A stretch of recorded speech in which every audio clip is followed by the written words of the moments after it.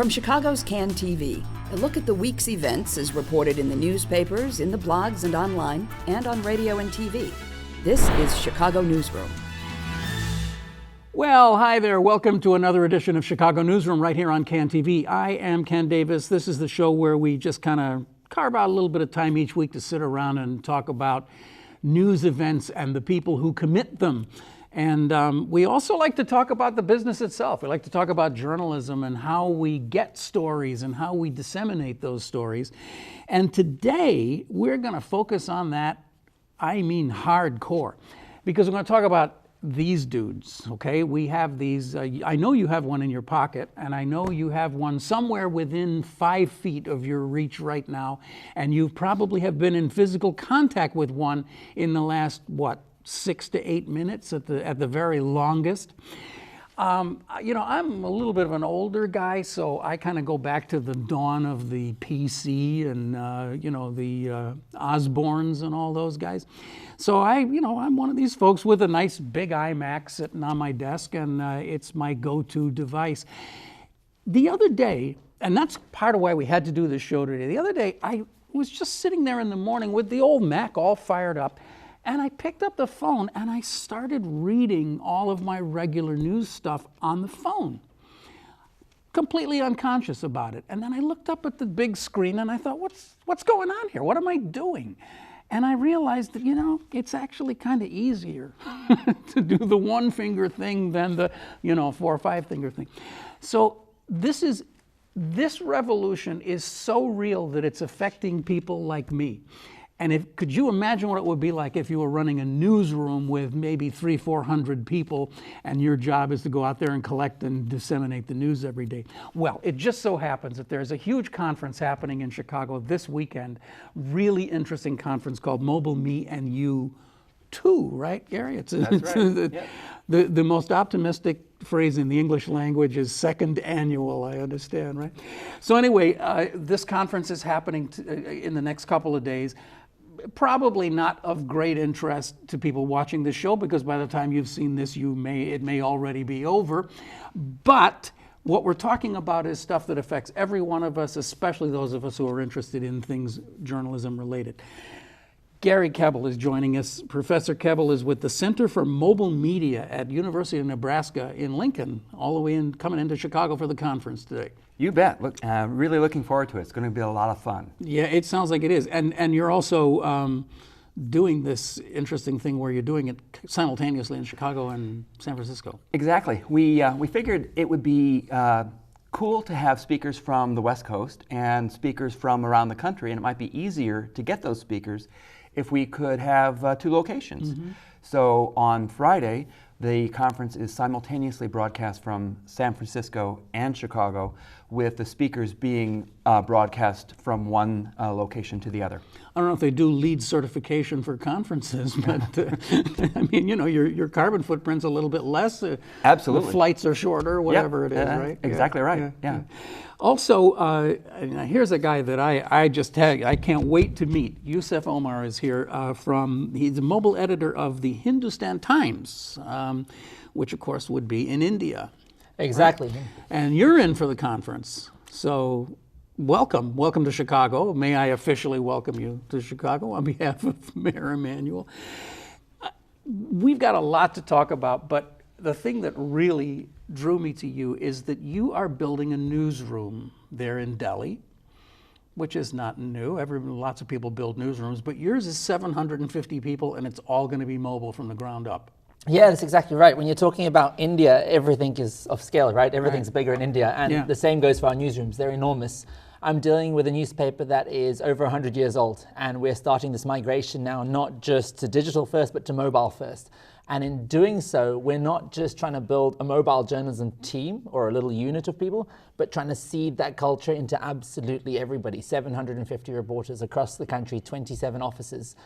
It's a nightmare, but it's really exciting too. Oh, so this is nationwide. So in addition to everything else, your people are scattered all across this giant country. The first problem is locations. The even bigger problem is fragmentation. I say fragmentation is the big F word for mobile journalism trainers. In my newsroom alone, we have 75 different types of phones. If I ask the two of you, can you imagine? If I ask the two of you what phones you have, you've got an iPhone, you've got an iPhone, I've got an iPhone, it's easy. I give you all iMovie and we're good to go. Yeah. Here I've got phones from the Freedom 251, which is $4, up to an iPhone 7, which is $600 or $700. And I've got to try and get the same level of video quality out of all of them.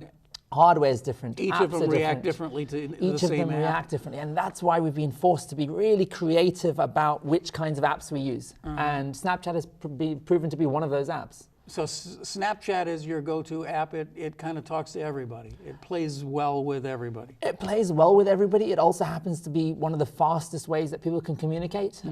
We found that the vast majority of the reporters said, Yusuf, I get 1 million people reading the front page of my newspaper every day. I've got no time to do your videos. But if I could convince them that they could just snap a couple shots and shoot them up to the cloud, and I have access to them back at the office, and I can then pull those images down from Snapchat and repackage it for Instagram, for Facebook, for whichever other platform, then suddenly it became quite appealing to them. One of the things that that really fascinates me about this, when you think about this on a global scale, is that so much of this technology got developed, here in the United States and in parts of Europe and that kind of thing, Canada, but we were wired. I mean, we were hardwired, but the rest of the world was not. So in a really weird way, the rest of the world is way ahead of us now because they jumped right to mobile, right? Yeah, I think we skip entire technological generations. Here in the US, they've invested a lot in broadcast journalism.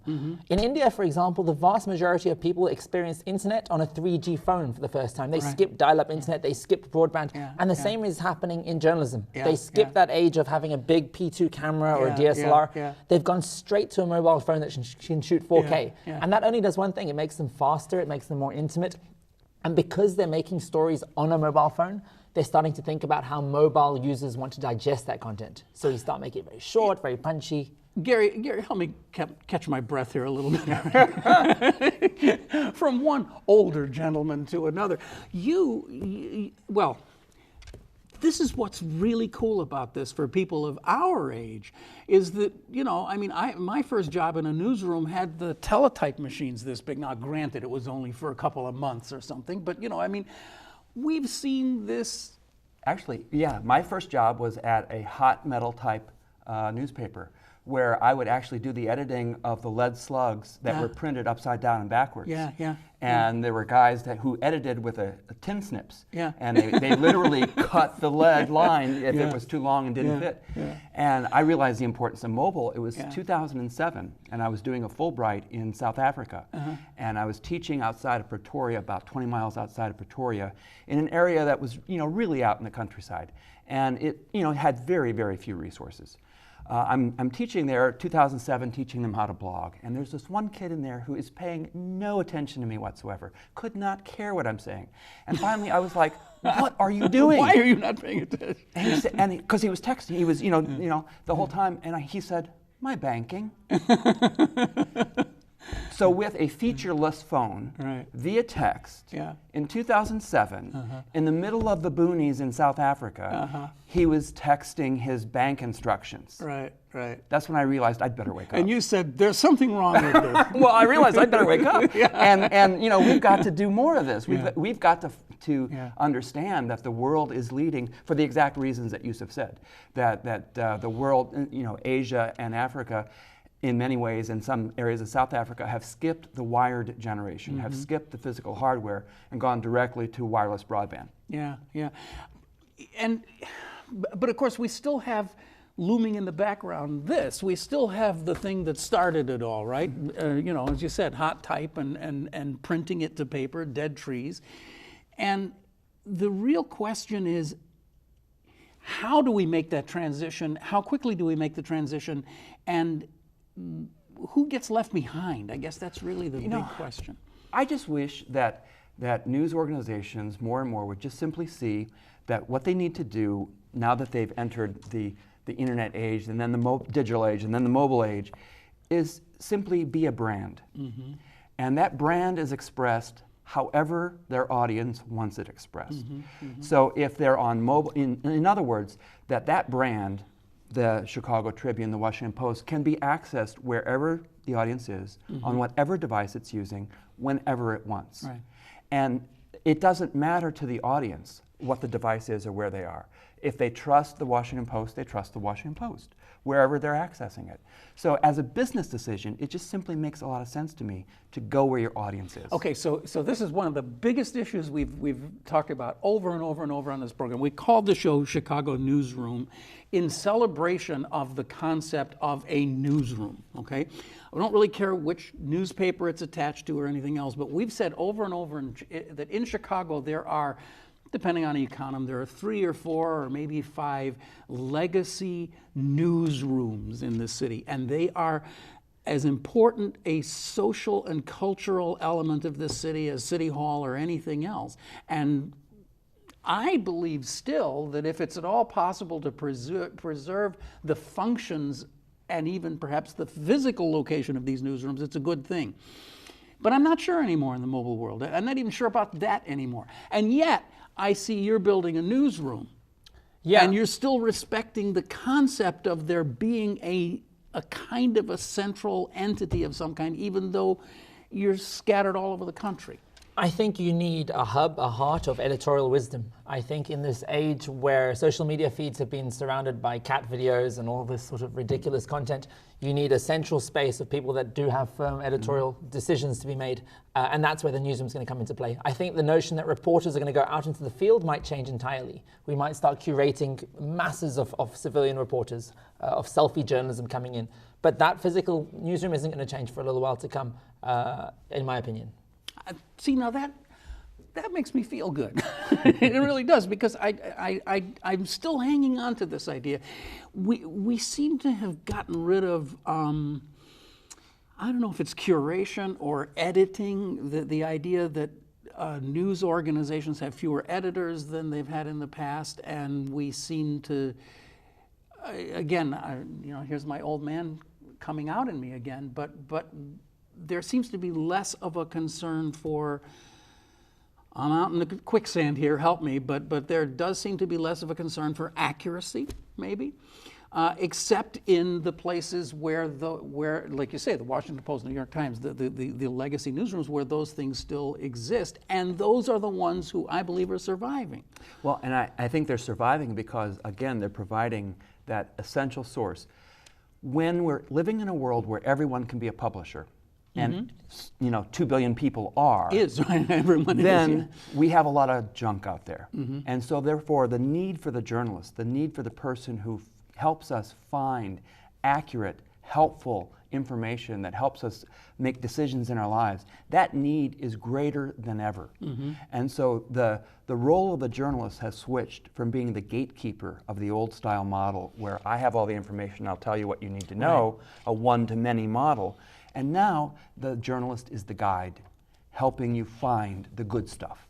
And it's more important than ever. Almost more like a kind of a librarian or something. Yeah, absolutely. Absolutely.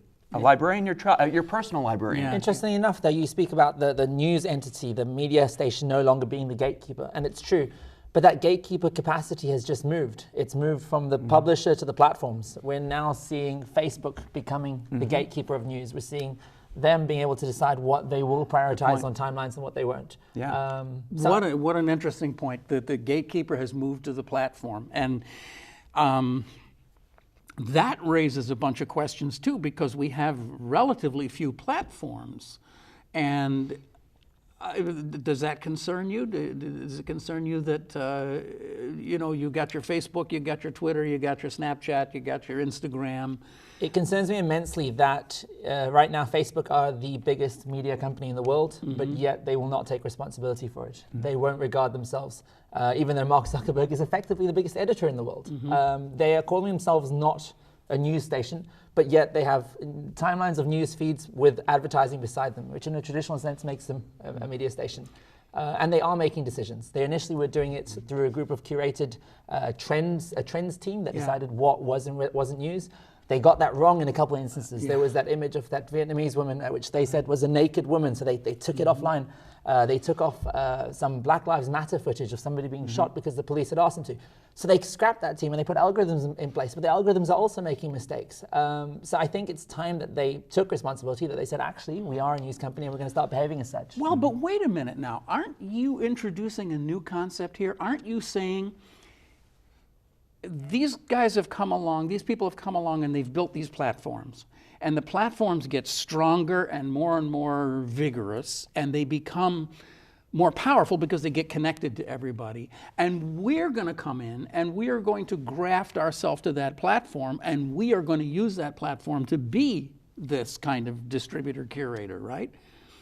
As long as they let you, because you don't own it. You're right. We're filling their monopoly. We're criticizing them for having this absolute power, but we absolutely need them for our distribution. So essentially, it's this question of, do you build your own platform? Do you go back to a .com strategy where you say, actually, you're going to come to my website because I can control the space? Or do you go with the flow and you trust that Facebook will make the right decisions? It's a conundrum that's sitting in the clouds of every newsroom I've been in over the last few months. Well, and people around the world are recognizing the fact that if your news is coming from a news organization, that organization has a set of ethics and responsibilities and principles that govern it. If your news is coming from a tech company, it doesn't have that same history and background. And the First Amendment allows them to, in essence, to censor. Government can't censor us. Facebook can. And I think we're waking up to the fact that technology has changed the way we should be looking at our freedom of expression. Interesting. Off the back of that, if you look at the sort of rules that you can publish things on Facebook or on Twitter, there's a few of them. Hate speech, you can't do hate speech, you can't be racist. Truth is not one of them. You don't have to put up something that is the truth, which is a problem in itself. And of course, as soon as you define what racist speech is or what hate speech is, let me see that definition, okay? Right. Because we can fight about that for a while, Absolutely. too. I mean, but yes, it is interesting that we're now at this point where Twitter certainly and Facebook, I mean, these two have almost unprecedented capabilities of distributing. Well, we're calling it news, aren't we? So they can distribute this information, but also control it at the same time. And a very interesting debate has just kind of cropped up out of nowhere in the last few days about Twitter because of David French, the National Review, published just a heartbreaking piece in the last week or so. He's a Republican, a conservative who some people in the party had approached after Donald Trump got the nomination to say, why don't you see if there's some way we can swap you out and put you in there or something. Anyway, whatever it is, he became an enemy of Donald Trump and of the alt-right crowd that Donald Trump has attracted. And over the last couple of weeks or months, he and his wife and their adopted African-American daughter have just been viciously attacked on Twitter. I mean, just some of the most awful, beheading videos and you name it. And he is asking, what are my alternatives here? I mean, Twitter can destroy my life. And I guess we have to say, well, I'm not sure we know the answer to that yet, because we don't want to be telling Twitter that it can't do things. So where do we stand on this wild west? Since we don't want to define a role that says government can censor this word but not that word, or we have a continuum and we're free here until the 78% point and then government steps in, since we don't know how to define that, I think that we have to go by the fact that the best answer to bad speech or hate speech or poor speech is more speech. More speech, yeah. One of the greatest tradition of the American democracy. Exactly. Right. Exactly. Now, unfortunately, but tell that to the poor guy. That still means that people are going to be tortured, right, in essence, but emotionally, from words like you've just said have happened. Leslie Jones, the actress, had the same sort of thing, and was having the same experience. Fortunately, she has a platform and is able to come back and basically say, I'm back and I'm not going to take it anymore. Yeah. As you know, Twitter's not growing anymore, and I think one of the major reasons for this is this hostile environment that created this Twitter mafia that can come after you. and the lack of ability to report and have any real outcome in a quick manner. I think that we need to get the public to police these platforms in the same way that Wikipedia is the complete democratization of information, where the user defines what is and isn't real, and essentially you can vote on what is and isn't facts. We should have the Twitter community punching people out if they say this is a troublemaker. Yeah, I find it interesting that I've combed through all of the conference, which I should say, by the way, if you're watching us on Thursday night, it's still not too late. I don't know, are there still slots open at the conference? Yes, absolutely. Mobile Me and You. Mobile Me and You. It's going to be in downtown Chicago on Friday and Saturday, and you can still sign up. Just pick up your mobile device and punch in Mobile Me and You, and you'll find out about it. Hashtag MMY2. Yeah. MMY2. There is lots of conversation scheduled for this conference about Snapchat and Instagram and all that, but not much about Twitter. I don't want to spend a lot of time on this Twitter thing, but are you finding that the world is kind of passing Twitter by? Is that what's happening? Well, we're trying to do things that are still new and on the edge, and in particular things that have not yet made it into academic curricula. So Twitter, frankly, is in the academic curriculum and is part of our normal social media. So we're looking to, who is expanding, who's going beyond, who's doing the new platform. Okay, so then I have to revise my question. So my question is Twitter is one of these platforms that doesn't seem to be as promising for being able to graft these new things onto it. Is that fair? No. I was really just trying to say that we don't have a session on Facebook either. And well, Twitter, but Facebook Live. Facebook Live, right. Yes. Yeah. And what we're looking at is Snapchat and BuzzFeed and VR and 360 video, things that drones, exactly, sensors, things that are new enough that somebody would go, I've heard of that, but I don't exactly know how to use that. Twitter and Facebook don't quite fall in that space anymore. Yeah, I think that's why I came to this conference. I mean, good conferences and good training is not about where the news was yesterday, and it's certainly not where it was today, but where it's going tomorrow. And I think that's what we're trying to uncover. Yeah. So we need to talk about those things specifically, because there are so many new things to consider here. Drone journalism. Now, I love putting those two words together. I mean, we're all getting familiar with drones, but drone journalism is more than what we've seen on CNN. Like, want to see the Washington Mall from up high? I think we're going to probably go a little further than that, right? Absolutely. What are you going to be doing with drone journalism? In the Indian landscape and in South Africa, where I've worked most recently, it offers us the opportunity to look at massive spatial stories. In South Africa, for example, the vast majority of the population in Johannesburg, where I lived in Soweto, which is 30 kilometers away. When we're trying to explain service delivery issues, when we're trying to explain how to get water, electricity, housing into very hard to reach areas, these things are quite hard to sum up on a ground level. You need to have a big holistic view of the world, a God's eye view to really understand these narratives. Marikana was another one. We had over 30 miners that were shot dead in Marikana, the massacres that took place with the miners. With drones, it allowed us to get up high and see exactly where the police came in from, where the miners were based. Wow. It gave you a totally different perspective on that story, on a story where we didn't actually have that many visuals to tell the story. Yeah. And they can also bring you the viewpoint that a journalist could not get without perhaps being in danger. So whether it's, there's just been an earthquake and it's still not stable to be walking around the ruins, you can fly over them. Or social unrest, places that, fires, places that could be dangerous for a person to go, may not be as dangerous for the drone to go. And also constructive, off the back of that, there was an earthquake in Nepal, and you could go onto Facebook and you could actually send help using a drone. Yeah. That takes it to another level. Now I'm on my phone at home and I'm having a physical impact on something that's happening in a community far away from me. Yeah.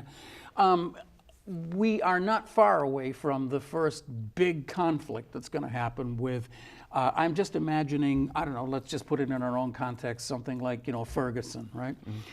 You've got really tense nights where there are gas stations on fire and people are at each other's throats, and you go in there with drones and you start getting live shots out of there, and the cops will just shoot that drone out of the air. And people might also, because it could be very frightening, particularly if every news station covering it had a drone. All of a sudden you've got an event and you've got 20 drones circling. Right. That's going to be chaos.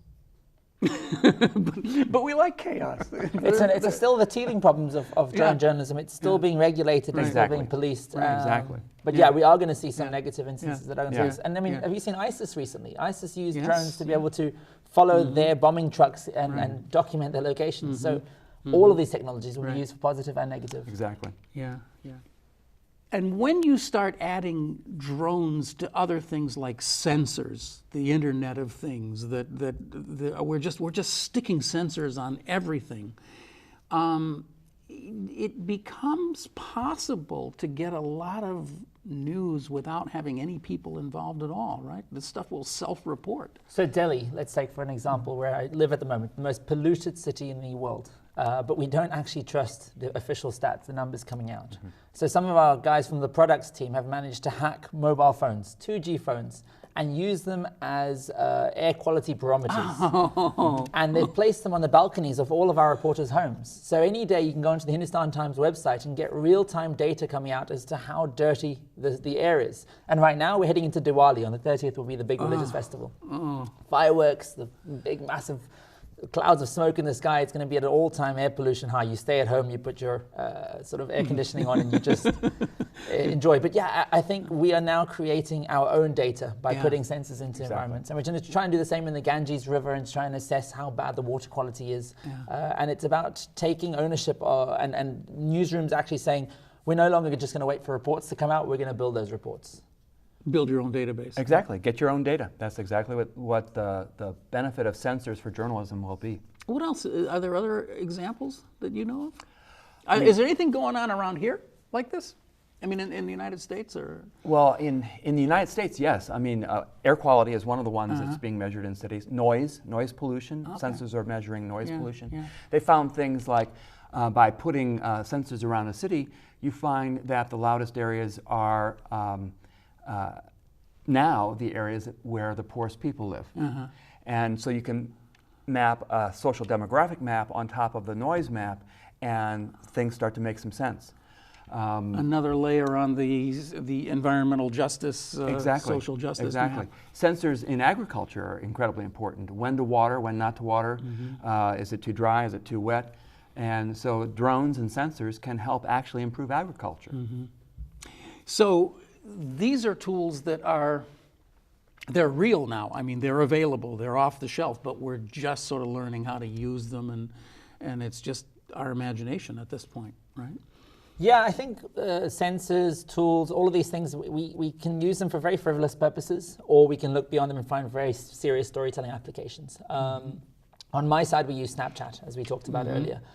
At the face of it, it's for teenagers sharing nudies, for face filters, and for very, very childish purposes. But what we should point out that the whole idea of Snapchat is supposed to be ephemeral. It disappears after a couple seconds. Ephemeralness, right? It doesn't have any real serious impact, but we're finding quite the opposite. We can have a very real storytelling impact. So I mean, I have to say, when I first saw that you're building a lot of journalism around Snapchat, it just seemed so counterintuitive to me. It's like, well, it's almost the exact opposite of journalism. It's something that should only exist for a few seconds and it's gone. So let's take the face filters, for example. Any young person who's watching this right now knows, or if you go through their camera roll, they are masquerading. They go through it and they've got filters, doggy tongues, or all these very funny things.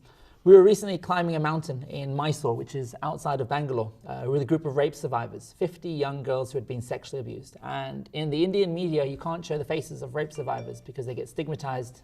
So how could we tell their story and hide their identity? If we were using these broadcast cameras, what would we do? We would blur it out, we would use silhouettes. We just felt there's no detail in that. It's just a soundbite. So we gave the girls the phone and we had them use the filters on the phone, like a selfie, looking into a mirror, and find one to hide their own identities, which left them feeling empowered. And in terms of the audience, you still got to see their eyes, you got to see their mouths, you got to see all of these expressions. So I think that's how you can use sensors, you can use mobiles, you can use things that look for unintended purposes for devices that already exist. And that's the key about new products or new software, is that they are almost never ultimately used for their original purpose. That's right. Because the inventor had something Right. in mind. Right. Twitter was intended as a social network Right. among the creators so that they could keep track of each other in San Francisco until a San Francisco earthquake. And then they started talking in their social network on Twitter. Are you okay? Are you okay? What about our friend? And then they realized, oh my God, it's a news reporting tool. Right, right. It was never intended as that. Yeah. But we figured things out, and that's the evolution of these new products. Just as television started out as televised radio broadcasting.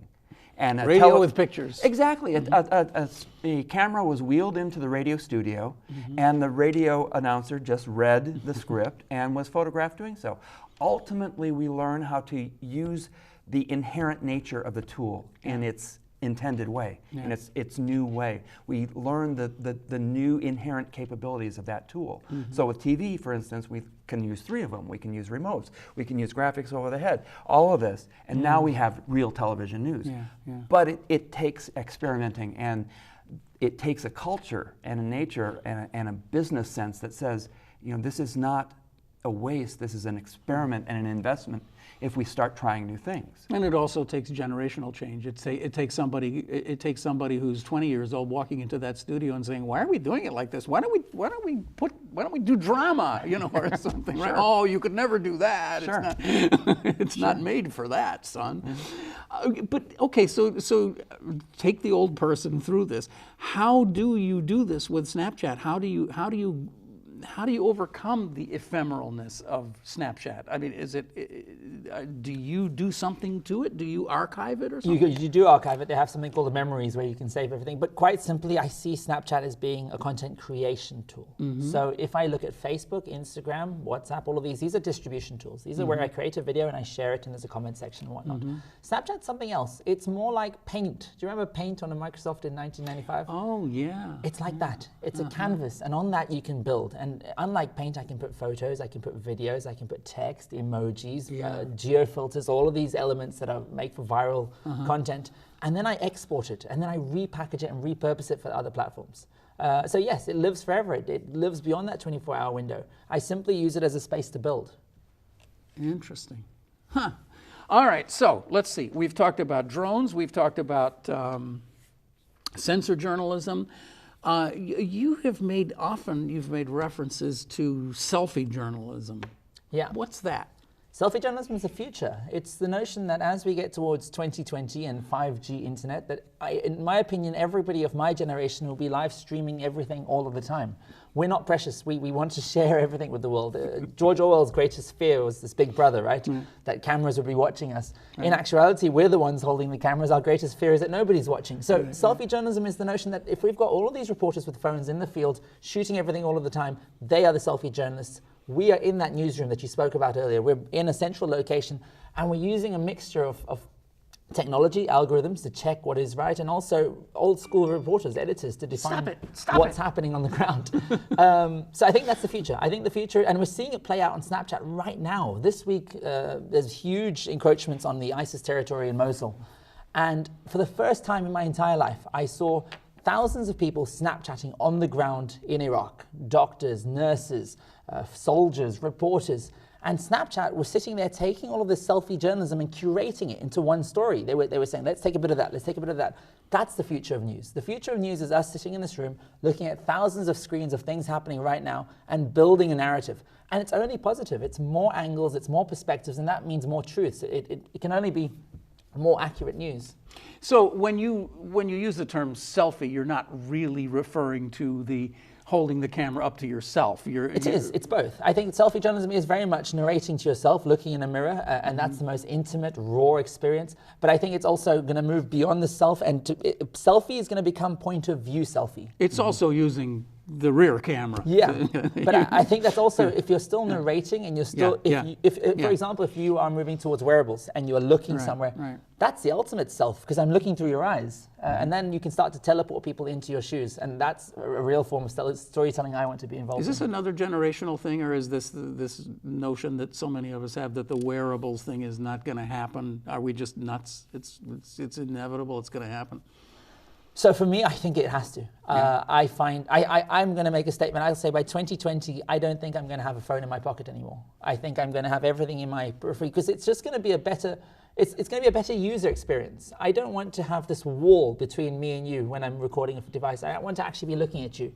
And if I can wear something and it can mitigate. But you have to have something, the headphone equivalent of, it has to get to your eye somehow. Yeah, be it until the implant happens. Be it maybe some sort of a contact lens or a glasses or whatever it may be. There has to be something. But it's me being able to engage with the real world as much as possible. And at the moment, as you can see with your device, it's taking you away from the real world.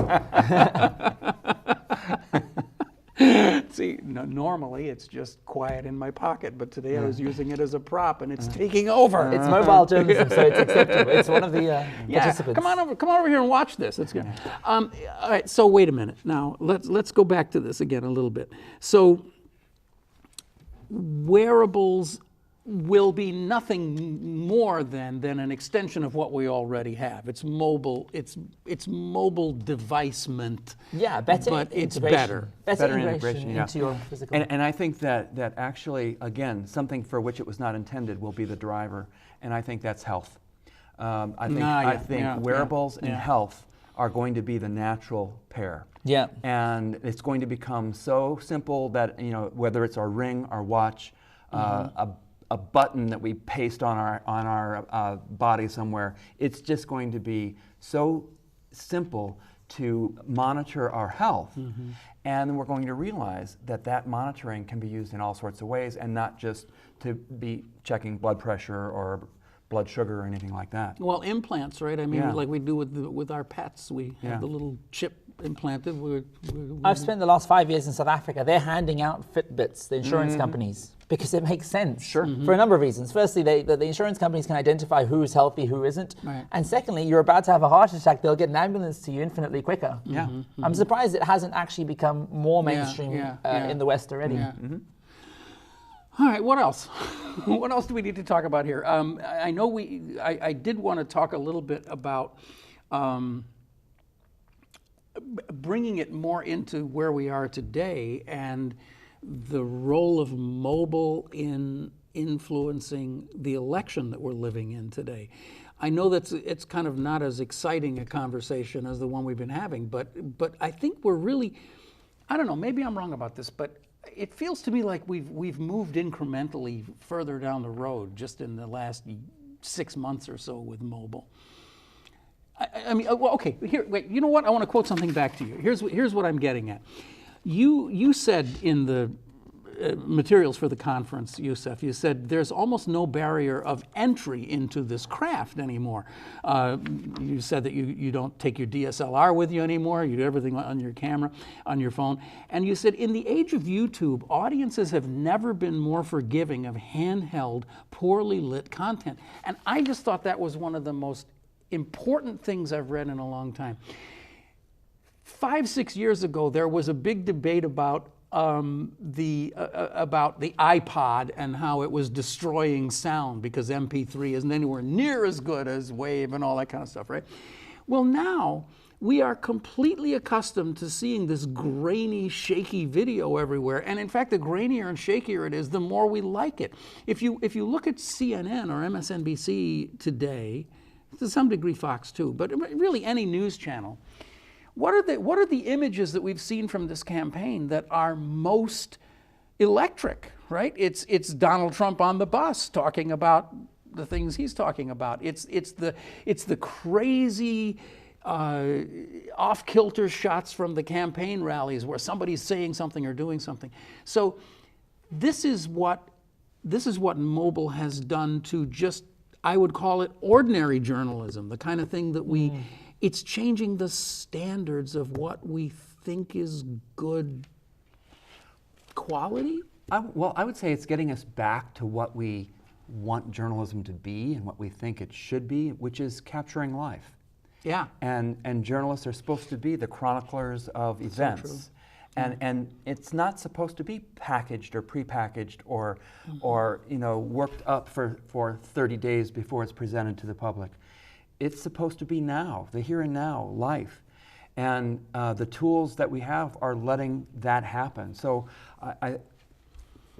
we're comfortable with that. We're comfortable with a tool that shows us people in their normal walks of life doing normal things. And we understand what that is. I think Yusuf's 100% correct that for breaking news, an example, when the plane landed in the Hudson, the first photo we had of that was from an app that is now not even supported on Twitter. It's from TwitPict. And it was a Danish entrepreneur on a ferry boat in the Hudson River, saw the plane landing there, took a photo with TwitPict, published it via Twitter. Now, that photo, we see the people standing on the wings on a plane floating in the Hudson. It's a crappy photo. But it's a fantastic photo. Right. It is the best photo. That's it. Because it's news. Yeah. And when the good cameras got there, the people were gone. They weren't there. They had been rescued already. Right.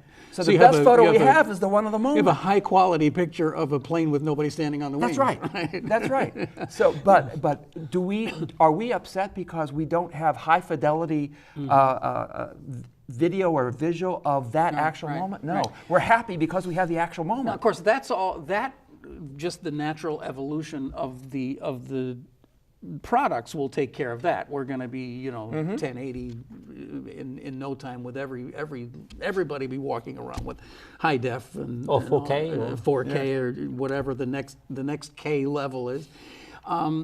But Gary, what you're saying is so important that we had been getting away from the news being news. I think so. Right? It had been this kind of packaged, very glossy, I guess really probably the apex would have been like around 1990 or something, the very slick network anchor desk with huge graphics packages and everything is perfect.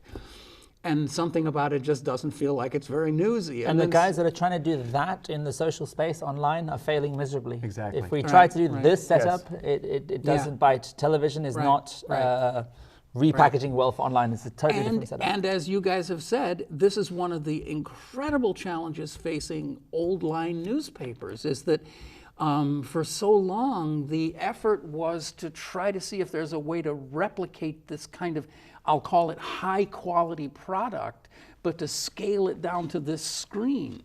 And that was never what... I think going back to what Gary said, we're going to move from high quality, sort of production values to high quality information is what's going to prevail. The only reason that people will sign up for the New York Times is because they are buying into a quality read. They're not buying wire copy, they're getting authentic journalists. So I think that's what audiences are going to prioritize more than whether it has the bells and whistles and straps and the 4K and all that kind of stuff. At the same time, if the user is doing everything mojo, mobile journalism, they're all selfie journalists, and we are going to put out a product, I think it does have to be infinitely better than what the average person can do. So if everybody's doing mobile, we need to be moving to virtual reality. If they're doing virtual reality, we need to move to augmented reality. I think we need to be on the next frontier, the next platform of choice. Makes sense. I'm trying to think of how to follow that, but that's exactly right. Because, I mean, okay, let's go back 100 years. What was it that caused the rise of print journalism and then broadcast journalism and separated it out from handbills? What it was that it was able to inject curation and quality into the mix, right? So if you can't do that, then it's just everybody in the world broadcasting their selfies, and that is the same thing as everybody in the world standing in the street. We spoke about earlier, noise versus voice. There's a lot of noise on the social space, a lot of people talking a lot of stuff, and to try and find those unique voices is what we need to do now. Exactly. And I think we also, in doing this, we have to recognize that we're going to have to redefine some of what we thought were our bedrock principles and how we had defined them before, such as credibility. Yeah. We thought that credibility meant that it had to be verified and curated and edited 4 or 5 times so that the public would absolutely know that they could trust exactly what we're saying. And now the public is saying, we like that, but we also like the real, the immediate, and the multiple voices. So credibility now is, how do you hook me up with a variety of truths? Meaning a variety of viewpoints, all about the same event. And let me make some choices. And let me make bring some me choices into this editorial and bring me process. into this. Right. Give So, me 5 or 6 really good, high-quality streams, and I will pick from them. But I was just thinking when you were saying that about the highly curated, 3 times edited product.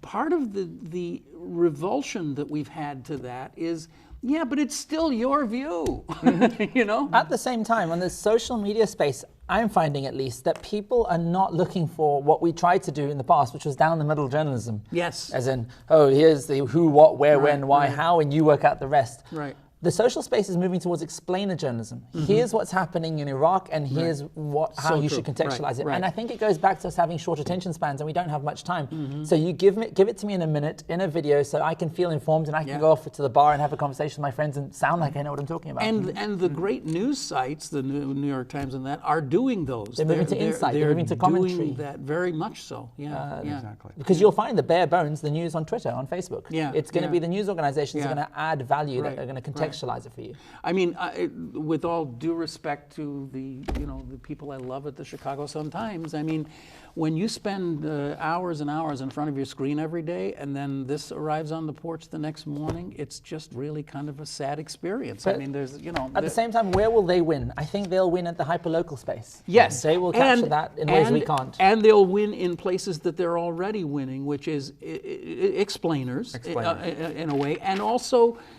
commentary, really intelligent commentary. Yeah. And our local papers are figuring that out, and they're doing it. I was not knocking them when I was saying it. It's just like, if you could imagine trying to pick up a Dead Tree newspaper to find out what the latest explosion with Donald Trump was yesterday. I mean, you already know. You've already seen it a million times, right? And heard it and consumed it.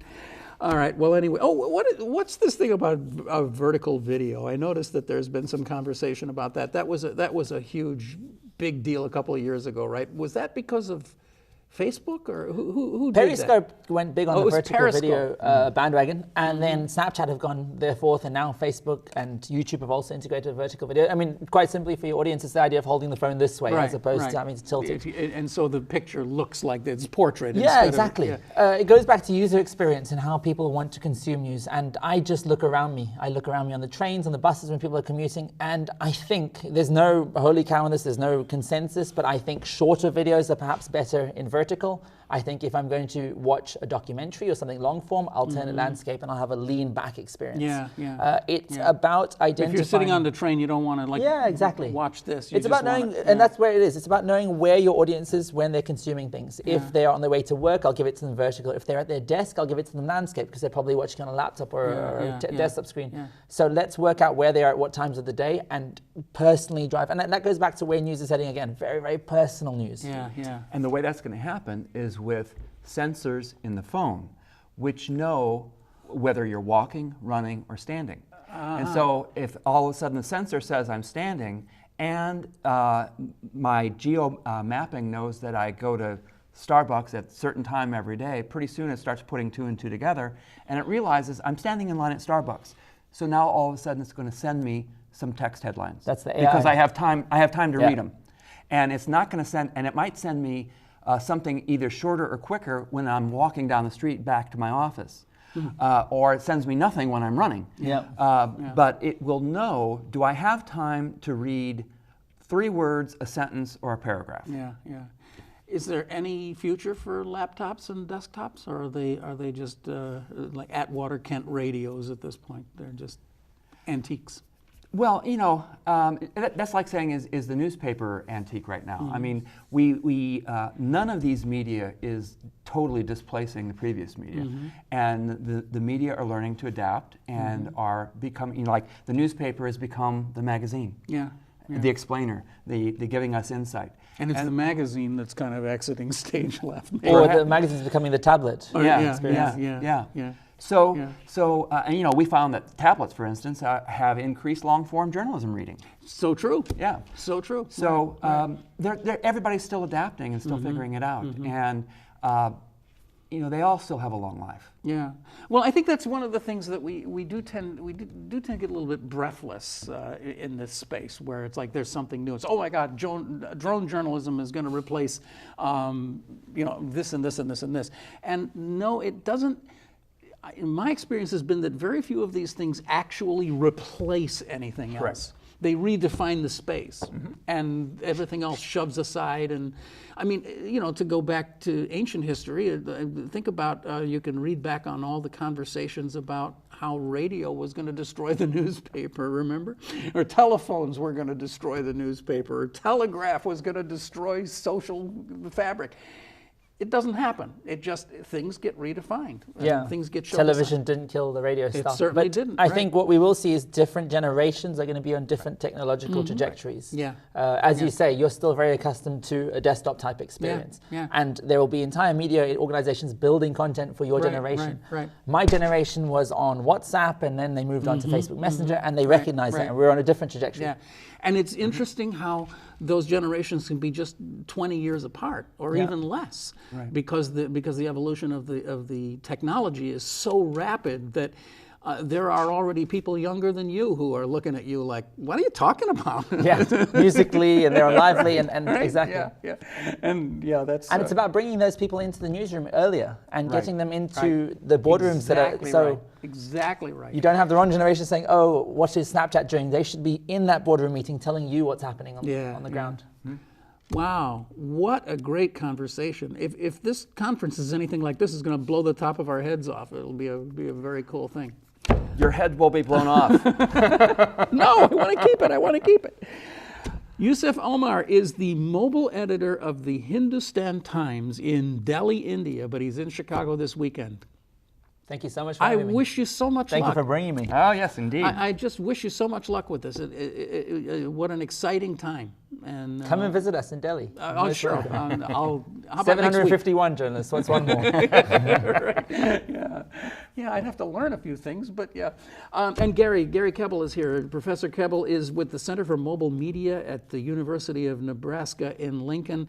And this is like a kind of a new deal for you, right? You were the chairman of... I forgot. I at one time was the journalism director for the Knight Foundation, one of journalism's largest philanthropies in the United States. Oh, okay. And in that role, I helped create something called the Knight News Challenge, which has grown now into a multi-million-dollar philanthropy that gives very money much for embarrassed for not remembering experiments. that. Excuse me, I'm very embarrassed for not remembering to mention that at the very beginning of the program, because what an incredible contribution that's made to journalism. And I'm sorry that we got all the way to the end of the show. Knight Foundation stands at the forefront of furthering both quality journalism and quality experiments. It absolutely and we use all the does. free tools. Exactly. On a daily basis, we're using their data visualization tools. I think history will be very kind to I it. agree. Yeah. And so anyway, now you have this new thing, the Center for Mobile Media, and that's where it is until the next thing knocks it off, right? That's right. Okay. Well, thank you both very much. The conference is called Mobile Me and You Too, and it is happening in Chicago on Friday and Saturday of this week. But even if you're seeing this long after the conference, you can still find it, right? You can find live streams will be archived. Yes. Yeah. Okay. Excellent. Okay. And it's all about you. You've been watching Chicago Newsroom here on old-fashioned landline kind of standard definition TV. We're still standard definition here at CanTV, but not for much longer, I hope. And you can see this or any of our programs by going to this here old-fashioned website that has all of our programs archived. So thank you very much to these guys, and thanks to you for watching. We'll be back next week with another program. And I'm Ken Davis saying thanks so much. See you next week. Bye.